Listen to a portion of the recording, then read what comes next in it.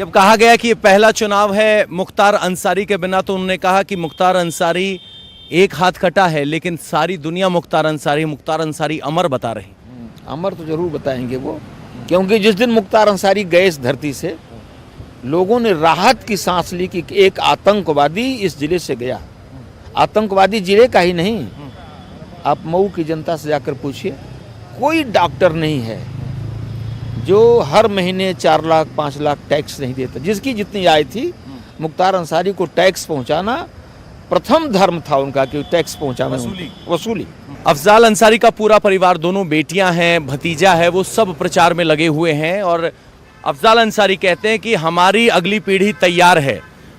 सिद्दीकुल्लाह के बेटे विधायक बन चुके हैं, मुख्तार अंसारी के बन चुके हैं। अफजाल अंसारी कह रहे हैं मेरी बेटियां भी तैयार हैं। जनता की मोहर का इंतजार। सिद्दीकुल्लाह का अंसारी का बेटा अपना बैग वैग बांध के चला गया लखनऊ।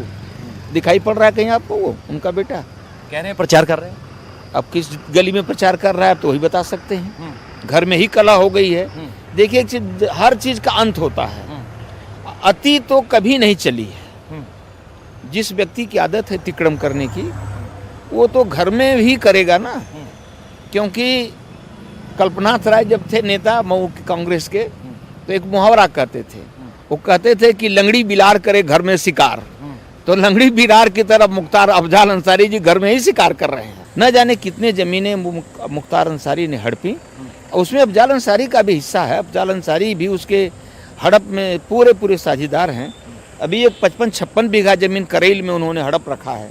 अब तो मुख्तार नहीं है, अब की बार क्या आपको लग रहा है कि पासा पलटने में आप कामयाब हो जाएंगे? बिल्कुल कामयाब हो जाएंगे, बिल्कुल कामयाब। क्योंकि अब वो दबदबा नहीं है, कोशिश तो कर रहे हैं। जैसे कल की घटना बताई आपने, कल ही शाम को वो आप जब फोटो देखेंगे, जो लड़के उनके पर वार कर रहे थे, वो लोग आ रहे थे, उनकी छोटी गाड़ी थी, उससे एक स्कॉर्पियो से उन लोगों ने टक्कर मारी उसकी। जब उतर के लोग कहे भाई क्यों टक्कर मार रहे हो, तो गाड़ी में लाठी डंडा रखा हुआ था और उस पर चौबे जी को वार किया। लेकिन अपनी राह अफजाल अंसारी ने छोड़ी नहीं है, इसमें उनको सफलता नहीं मिलेगी। कह रहे संकट का दौर है, ये आखिरी चुनाव है, साथ देना। तो संकट का दौर है तो संकट से निपटे। आखिरी चुनाव है, पता न क्या क्या। कभी एक बात पढ़े हैं? अच्छा ये बताइए आप, उन्होंने बसपा के सांसद थे ना, वो बसपा से इस्तीफा दिया आज तक? जानकारी में तो नहीं, बसपा से इस्तीफा नहीं दिया, सपा के प्रत्याशी हो गए। ऐसा उदाहरण तो मुझे लगता है देश में पहली बार हो रहा है। जिसके इस्तीफा देना चाहिए, बहुत दिन से वो सपा में सटे हुए हैं, तो नैतिकता के नाते इस्तीफा दे देते आप। नैतिकता की उम्मीद करते हैं? किन से? जिनका नाम ले रहे हैं। बिल्कुल नहीं, बिल्कुल नहीं, 1% भी नहीं, शून्य के बराबर।